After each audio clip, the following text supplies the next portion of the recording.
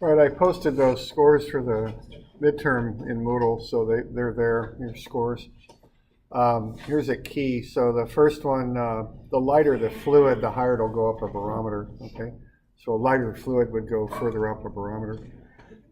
The second one there, the pressure is going to be equal because the difference in height is the same, or that, so difference in elevation is the same. So it doesn't matter how they're connected. The third one there, more viscous fluid would flow faster. So that would occur at a higher temperature. And then the one below that, you take 28 feet times the standard conversion, 0.433 psi per foot, but then it's got a specific gravity of 0.85, so you factor it down for that, get to 10.3 psi. All right, the next one, get the area, pi r squared. Remember that you got to take half the 3, 1.5 squared times pi. Multiply that by the height, you get the volume, divide that into the weight, you get the density, divide that by the density of water, you get the specific gravity. You could have done that a couple different ways, but that's the basic idea there. You're just comparing this stuff to water. All right, the one after that, you want to find the distance to the middle of the window there, so that's 12 feet. Okay, so you're going to come down 12 feet times 0.433. That's the average pressure on the window in the middle there. So that's 5.196 pounds per square inch. Then find the area in square inches. So 72 times 60 is 4320. Multiply that by the pressure and you get the force. So you want to be sure to convert those window dimensions there to inches right there. Okay.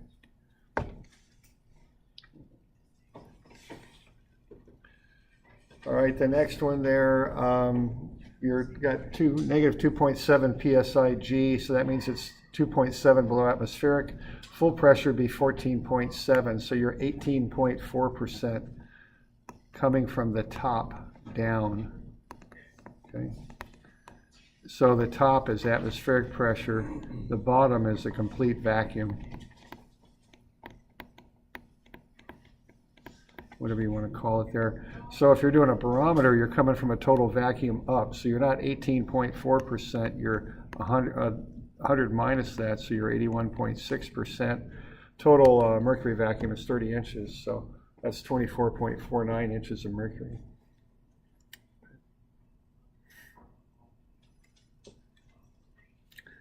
Okay, the one after that, you're measuring the back pressure is what you're doing. It's 45 psi. You got every psi is 2.31 feet, so that's about 104 feet. So this distance right there is 104. The total depth to the bottom of your bubbler gauge there is 140, so take the difference, it's 36 feet from the top down.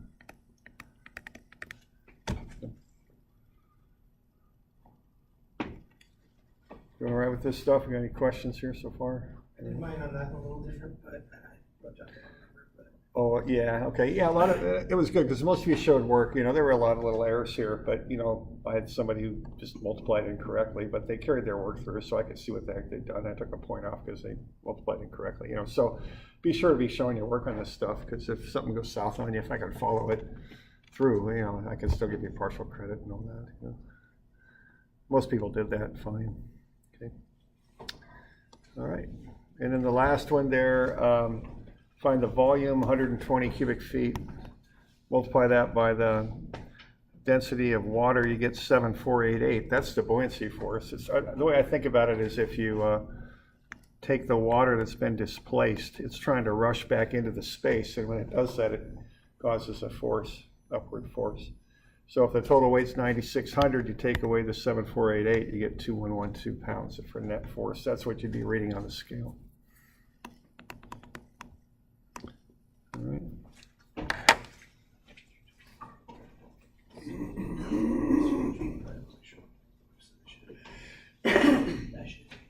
Did you see it? You don't square.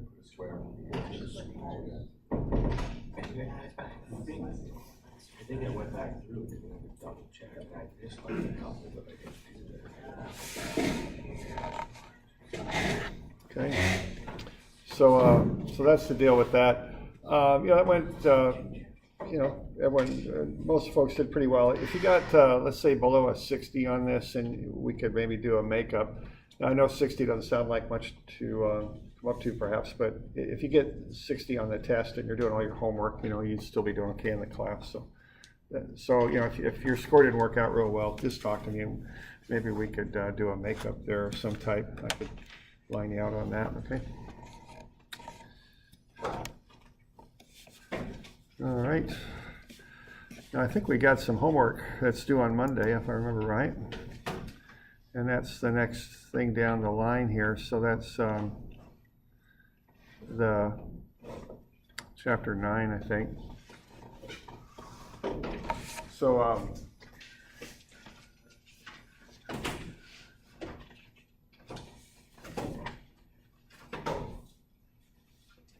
right, so this is the flow rate type stuff, is what we're looking at here. So I do have the answers, that are posted in Moodle.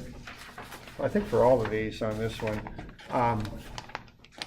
So what we're doing here for these first two is we're finding Q, which is V times A. Okay, so the velocity times the area gets you the flow rate. So it's just a matter of finding the area.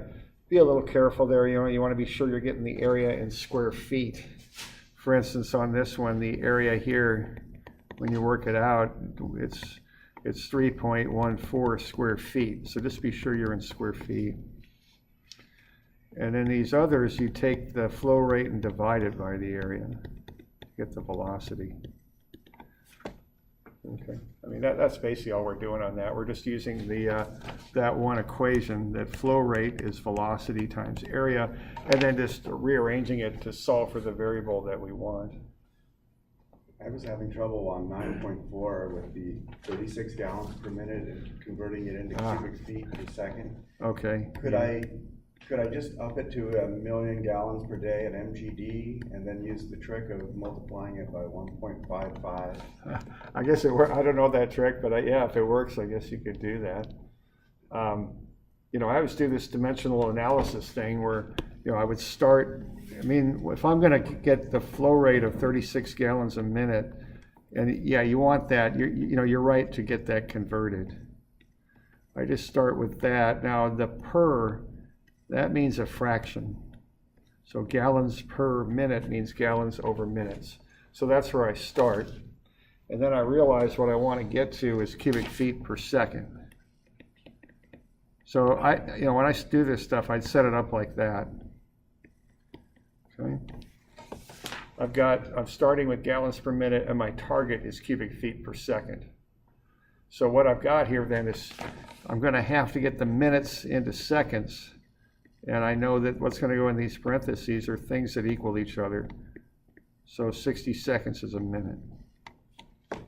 So if I divide that number by 60, I'll get to gallons per second.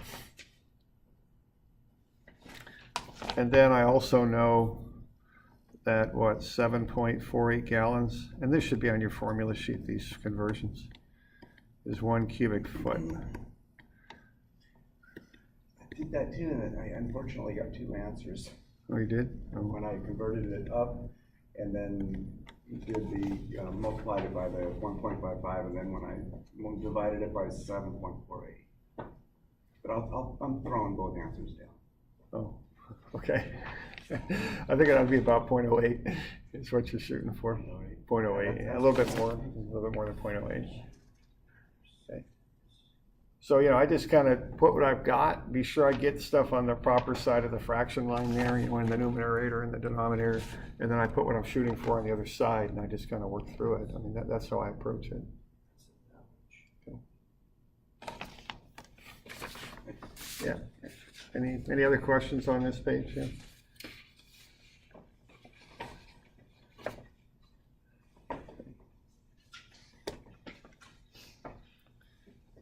Okay, the next one there, we want to find the velocity. And these things, what I found is I like to get the areas first, So if I've got like a 1-inch diameter, like this first one here, the diameter then would be 1 inch and I've got 12 inches and a foot.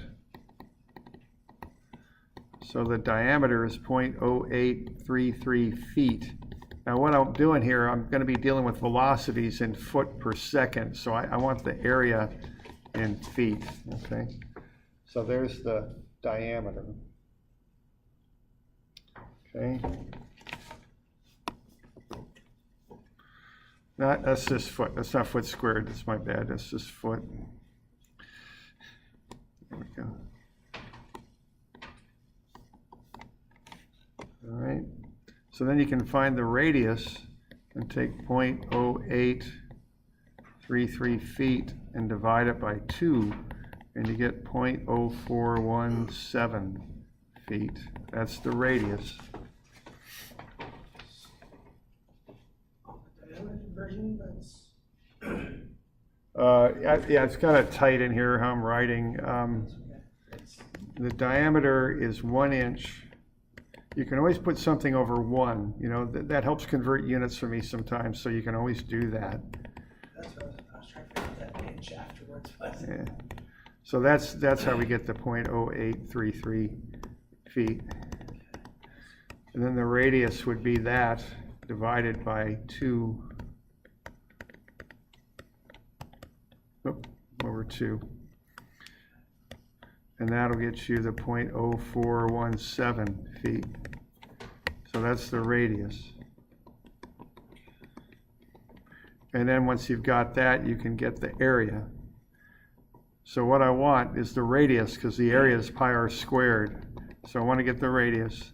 And then I want to find the area, which would be pi times that radius squared. And that'll get me the area. And that's, in this case, 0.00545. So 0.005454, and that's square feet. So there's the area of the pipe at B. So that's the area at B.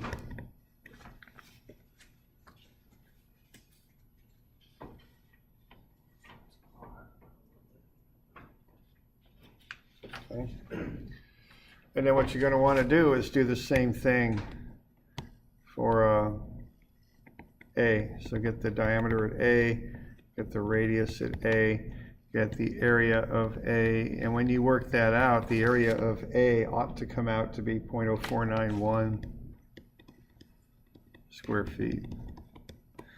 Okay? So before I kind of dive into these, I like to get both areas figured out. Because what's happening here, you're pushing the water through that pipe. When you constrict the pipe and make it smaller, the water's going to speed up is what it's going to do. Okay. So you want to, I just get those two areas figured out, because what I'm going to do on this is use Q equals VA, and then V equals Q over A. And that's going to be the approach on this thing. So on this side, it's Q equals VA, and on the other side, it's V equals Q over A.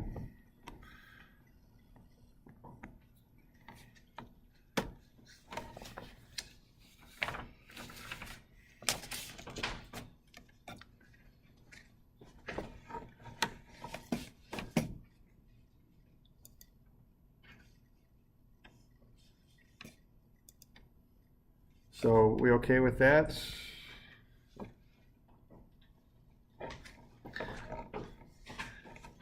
Now the next thing you're going to do is you're going to take the velocity times that area in, okay, and that's going to be the flow rate, and that's going to come out to be 0.178 cubic feet per second. And then for VB, what you're going to do is take Q over A. All right. And that will be 32.7 feet per second. So that's the process of getting through that one.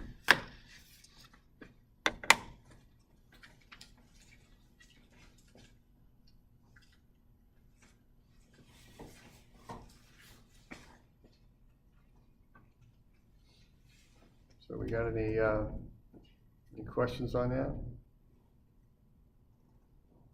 That one?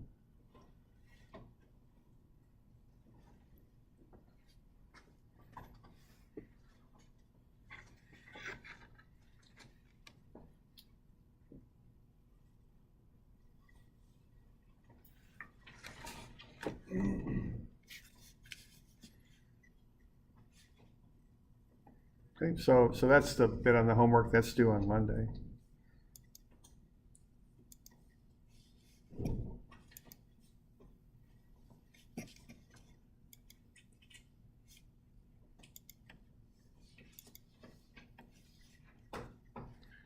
Okay.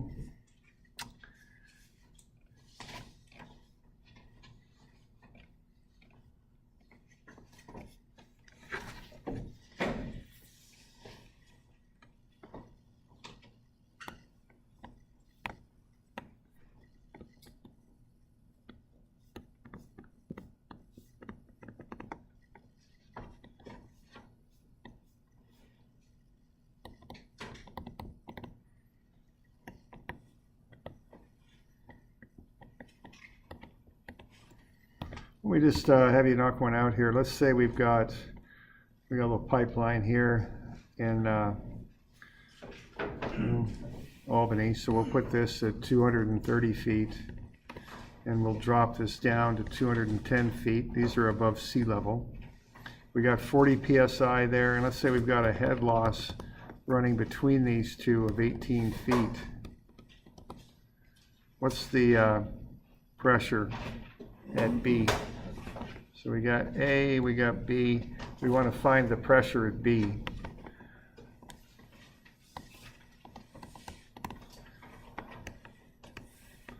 And we're going to say ignore velocity.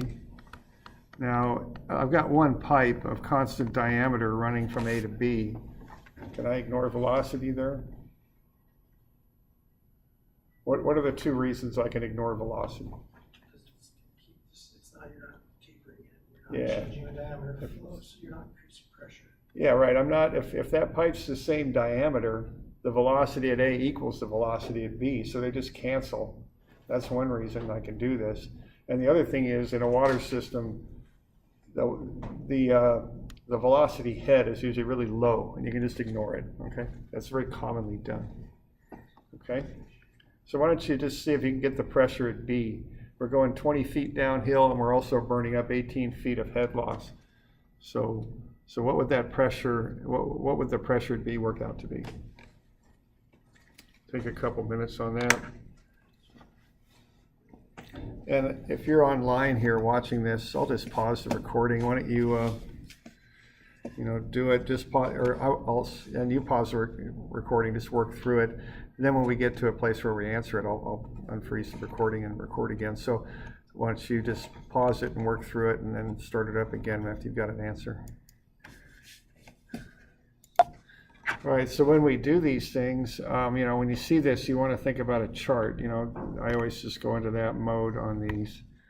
So I got A and I got B, and then I've got the head loss in between, and I've got elevation. I've got pressure head. Pressure head means it's in feet.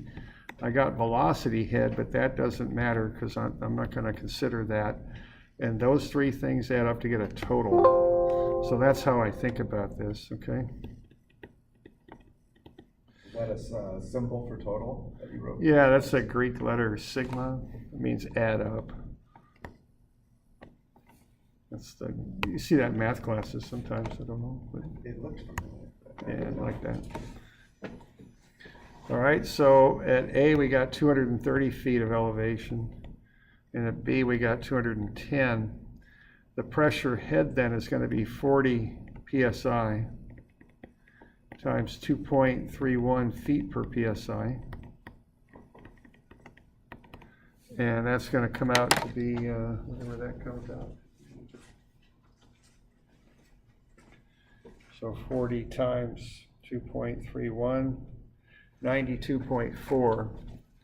Okay, so why don't I just put that up here if the darn pen will work. There we go, 40 psi, 2.31 feet per psi. 92.4 feet.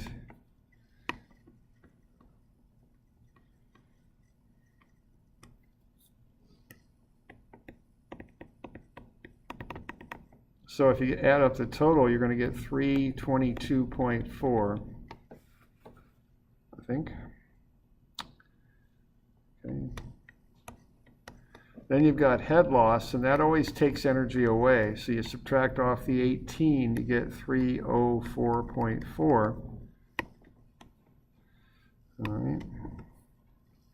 And then you got 304.4 total feet, but you got to use 210 for elevation, so you end up with 94.4 feet of pressure head. Now that's not pressure, that's feet of pressure head.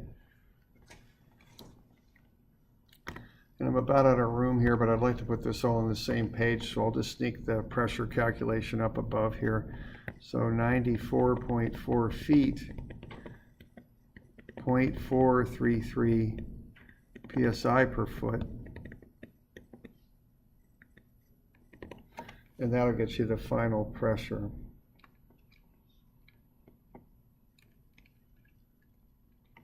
.9 PSI.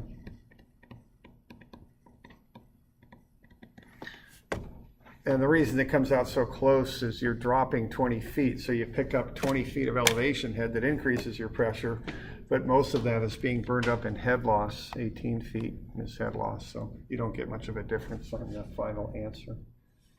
All right. So we doing all right on that? So I lost number, you got the 304.4 minus 210 to 94.4 feet. What is that? Okay, so what I'm doing, I'm finding the total energy. I'm taking 322.4, which is full day, take away the 18 and get that, and then that's my total. Take away the 210, and whatever's left over goes into pressure. Minus my 210 elevation. Okay. All right, that's it. Sorry about that. Yeah, sure thing. We good on that? Okay. So we got any questions on that?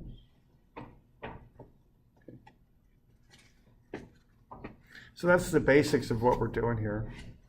And this is how you analyze water systems. You do it with energy. You can figure out a lot of stuff about water systems, okay? All right. Let's have a look at this next one here.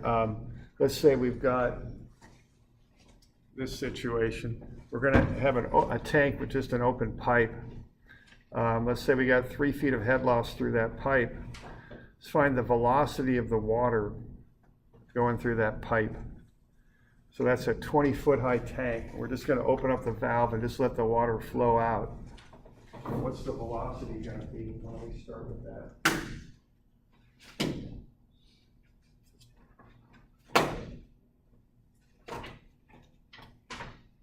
So I'm on page 105. So this is just one of those deals where you just set up a chart, okay? And just think about each little piece of the chart. You know, what do you fit into the chart? Now on this one, are we going to ignore velocity head on this one? No. Yeah, I don't think we are, because we're trying to find velocity. So we can't ignore velocity head. That won't work at all. So we want to get velocity head in there.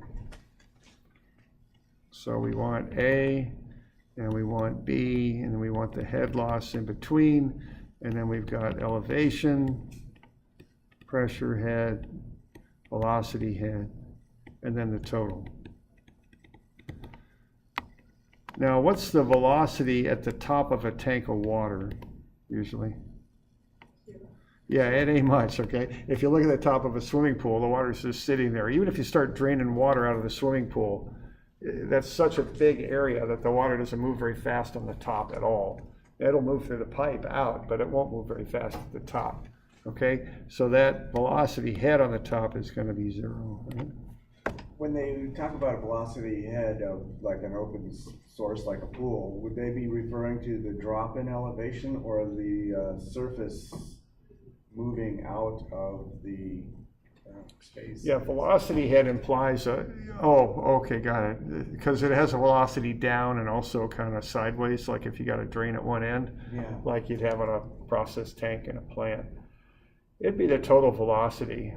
But if you're looking at a big, it'd be the sum of the two at an angle, kind Yeah, of. you'd get into some calculus there. And you get a sum. Yeah, Oh, no. no. And it would be such a tiny, Yeah. tiny number anyway, yeah. Okay. Because, a big tank wouldn't be moving that fast. Now, I don't know, let's just leave it at that, it's a big tank. I mean, there are situations where you could get into it. It would be the flow at both, you'd add the two together in what I call a vector sense. So if you got a flow across and a flow down, then that flow would be like that.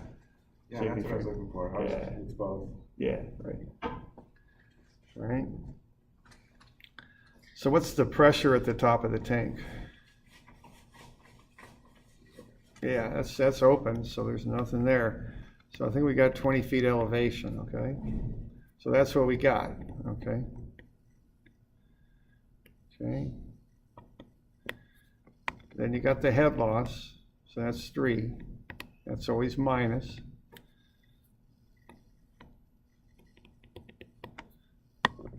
So what's your total energy at B? It's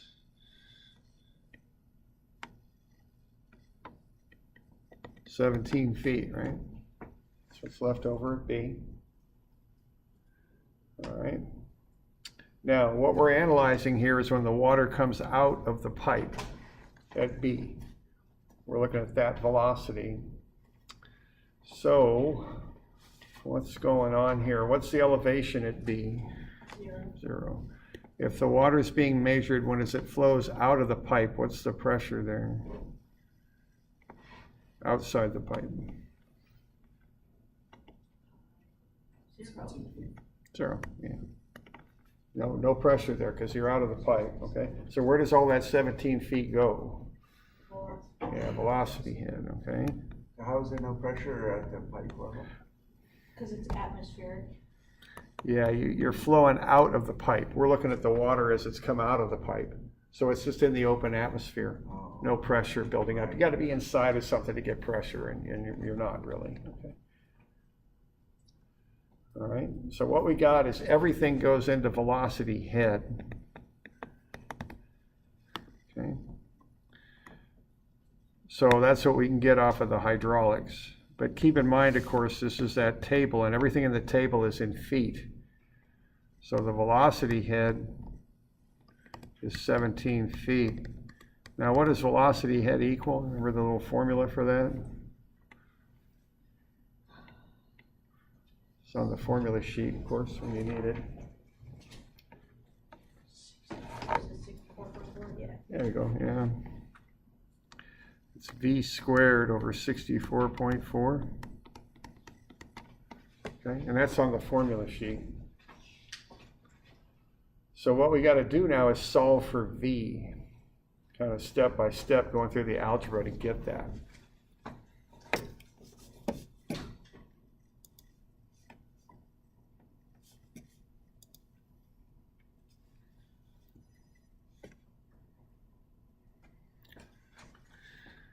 Okay.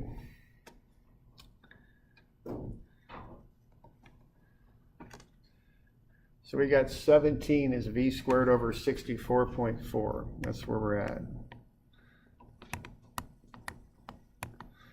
All right, now algebra you kind of work through step by step to get back to V. So we're going to multiply both sides by 64. You okay with that? Because we want to clear the fraction, as they still call it that? I think they do. Okay. So we multiply both sides by 64. So if I take 64 times 17, that's going to be V squared over 64 times 64, right? So by doing that, and that's 64.4. I'm sorry, I got to do that.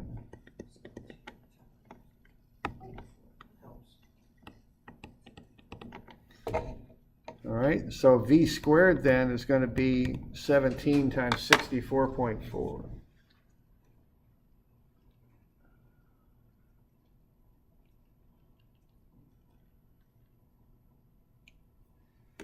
$10.95? Is that right?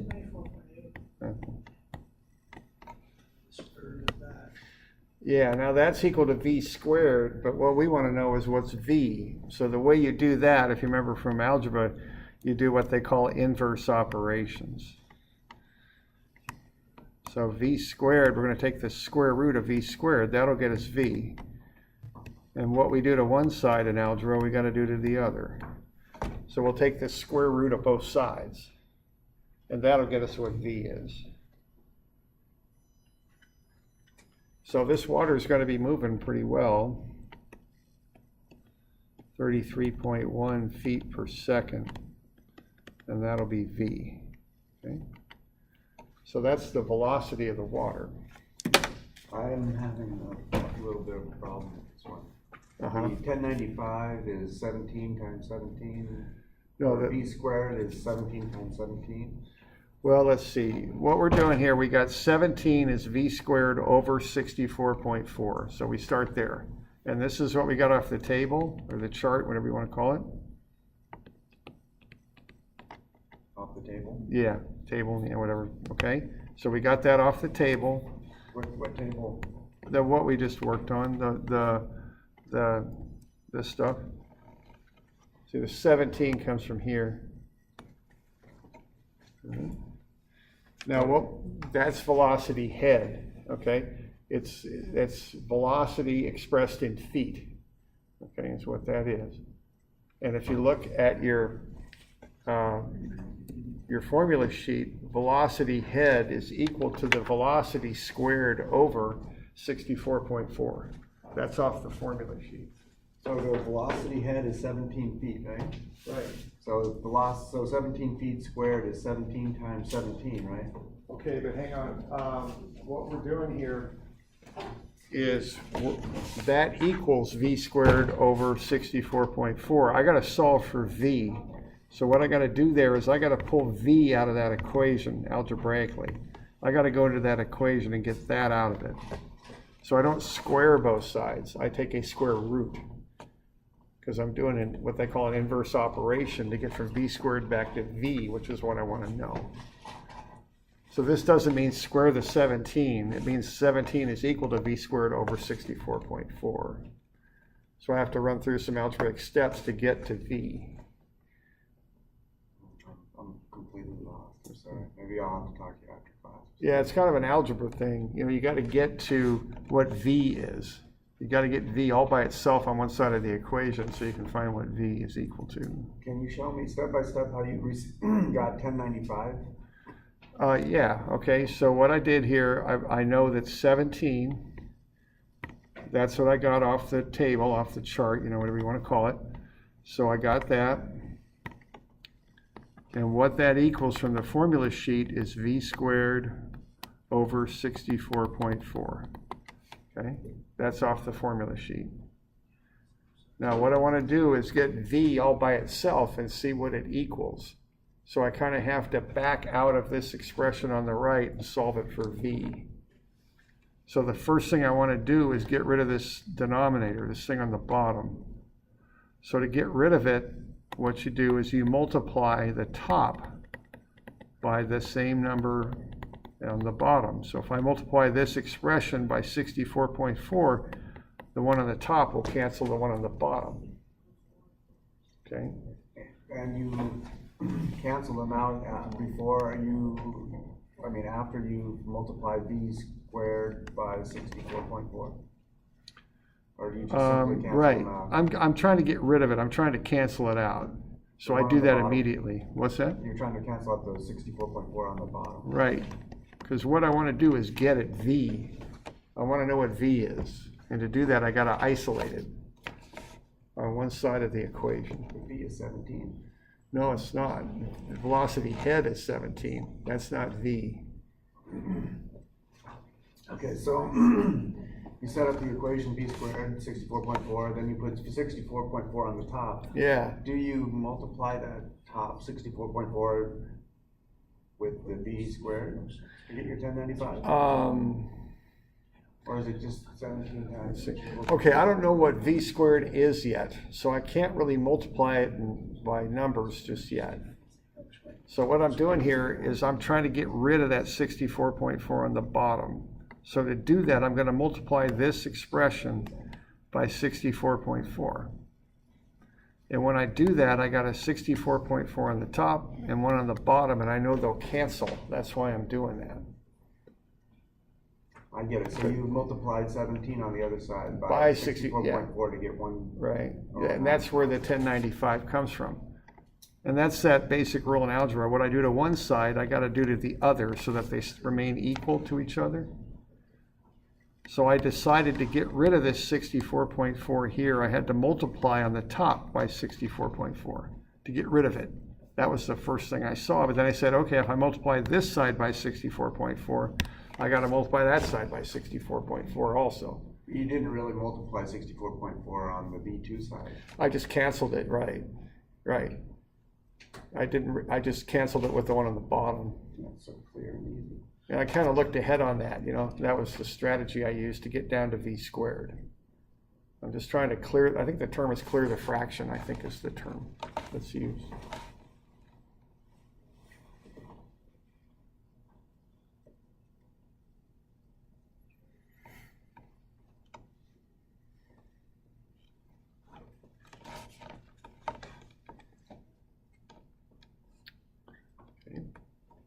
So I get V squared is 1095. So I still don't know what V is, but I know if I square it, I get 1095. So what I want to do is figure out what do I square to get 1095, okay? And the way I figure that out is I take the square root.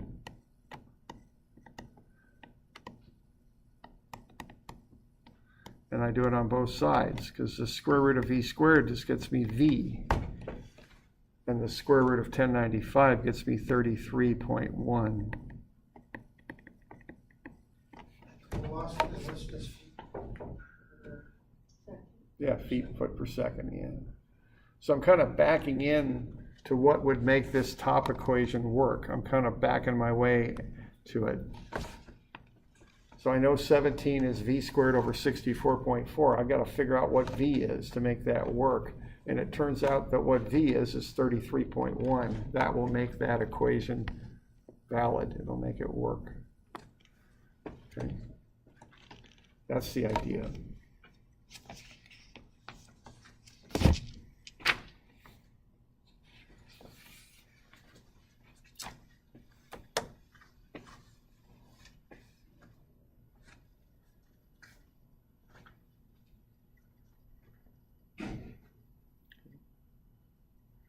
So that ends up being feet per second, yeah.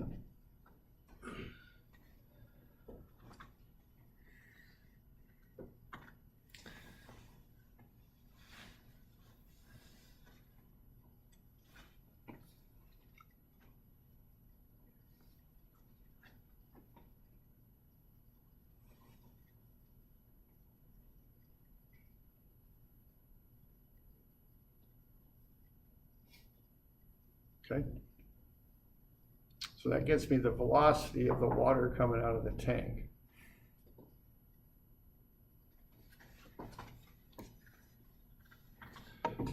So what I know is coming out of the tank, I've got 33.1 feet per second. It's a 2-inch pipe.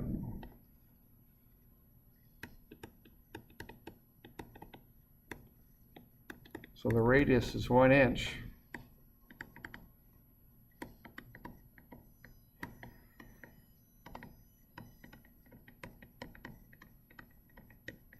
So the radius is 0.0833 feet.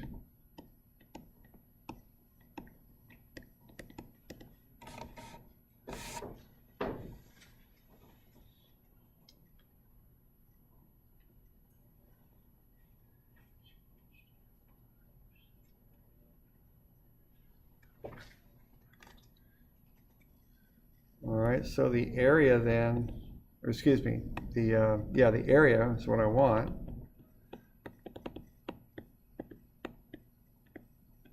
Take pi r squared. That'll get me the area.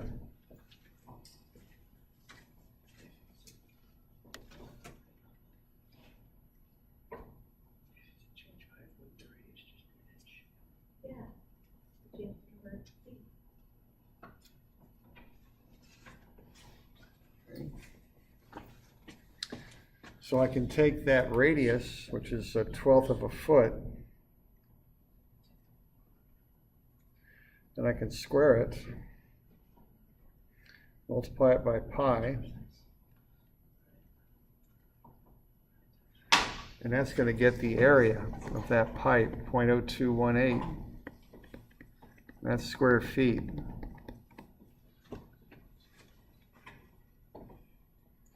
Okay. So we've got a lot of steps on this thing, obviously. So then the last thing to do here is to, Q equals VA. And I'm always so pressed for space here, but Q equals VA. So the flow rate through this thing is the velocity, which is quite high, 33.1 feet per second, times the area, the 0.0218 square feet. Sorry about that, but that's 0.0218. This darn thing. It's just so small, it's hard to work in. I'll just go here.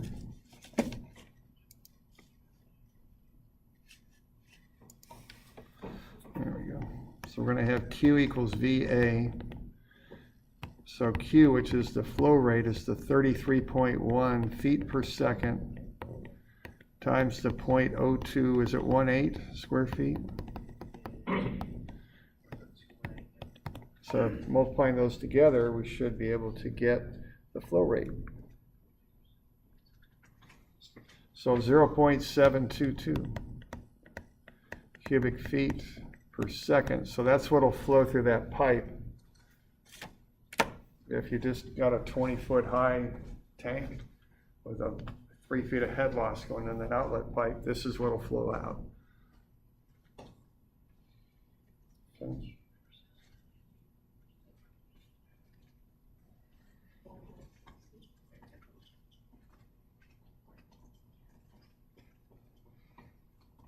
Okay.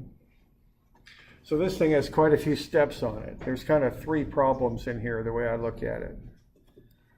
The first problem is coming up with this chart.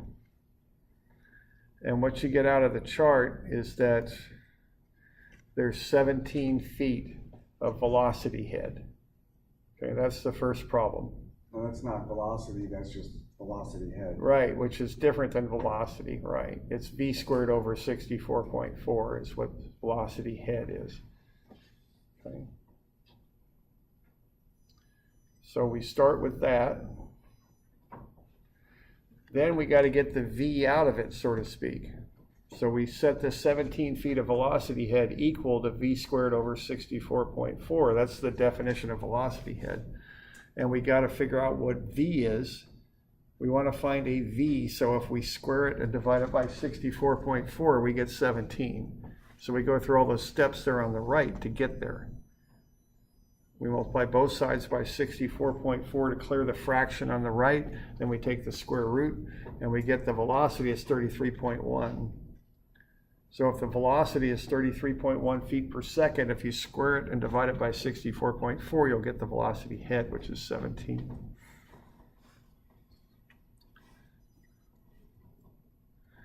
And then what you do to finish it up is you take that velocity, find the area of the pipe, which is 0.0218, and multiply it by the velocity, and that gets you the flow rate out of the pipe. Okay.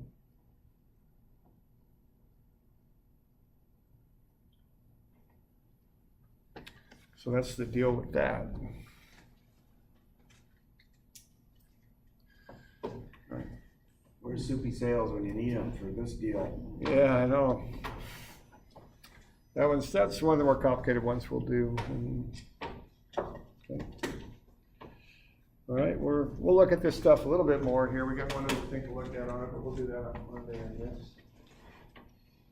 We'll start looking at head loss after that. Okay. So like I say, this far I'm just giving you head loss. I'm saying it's such and such, but we'll start finding head loss. There's different ways you can do it, a couple different methods, and we'll have a look at them. So that'll be on Monday.